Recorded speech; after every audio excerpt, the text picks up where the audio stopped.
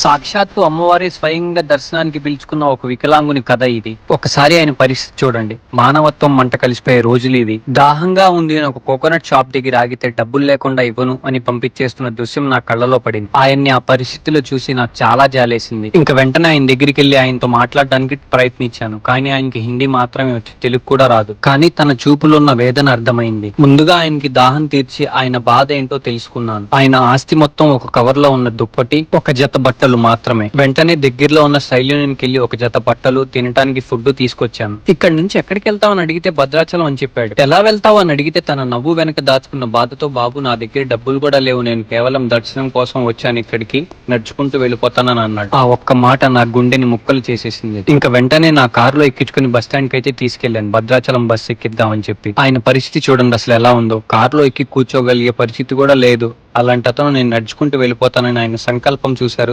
సాక్షాత్తు అమ్మవారే మన ద్వారా ఆయనకి సాయం చేస్తున్నట్టు అనిపించింది నాకైతే. ఆయన నడవలేని పరిస్థితి చూసి స్వయంగా నేనే నా చేతుల మీద మోసుకుని బస్ దగ్గరికి అయితే తీసుకెళ్లాను. కనీసం అతని పరిస్థితి చూసి జాలి దయ లేకుండా బస్ డ్రైవర్ అండ్ కండక్టర్ ఖాళీ ఉన్న సీట్లు పెట్టుకుని కూడా రిజర్వేషన్ కావాలని చెప్పి గట్టిగా మాట్లాడారు. ఇక నేను వెంటనే రిజర్వేషన్ టికెట్ తీసుకుని బస్ అయితే ఎక్కించాను. ఆయన పరిస్థితి చూసి కనీసం బస్ డ్రైవర్ అండ్ కండక్టర్ సాయం చేయడానికి కూడా దగ్గరికి రాలేదు. చివరికి లాస్ట్ సీట్ లో కూర్చోబెట్టమన్నారు ఆయన్ని. నేను ఇచ్చింది ఒక బస్ టికెట్ మాత్రమే, కానీ అతను పొందింది మాత్రం తన నమ్మకం. ఆ రోజు భద్రాచలంకి వెళ్తుంది అతను మాత్రమే కాదు, నా మానవత్వం కూడా అతనితో కలిసి ఒక ప్రయాణం చేసింది. బస్ ఎక్కిన తర్వాత అతను నా వైపు చూసిన చూపు, ఆ ముఖంలో కనిపించిన ఆ చిరునవ్వు నా జీవితంలో ఎప్పటికీ మర్చిపోలేని దృశ్యం. బస్ కదులుతుంటే అతను ఇచ్చిన ఆ చిరునవ్వు నా జీవితంలో అందుకున్న అతిపెద్ద ఆశీర్వాదం.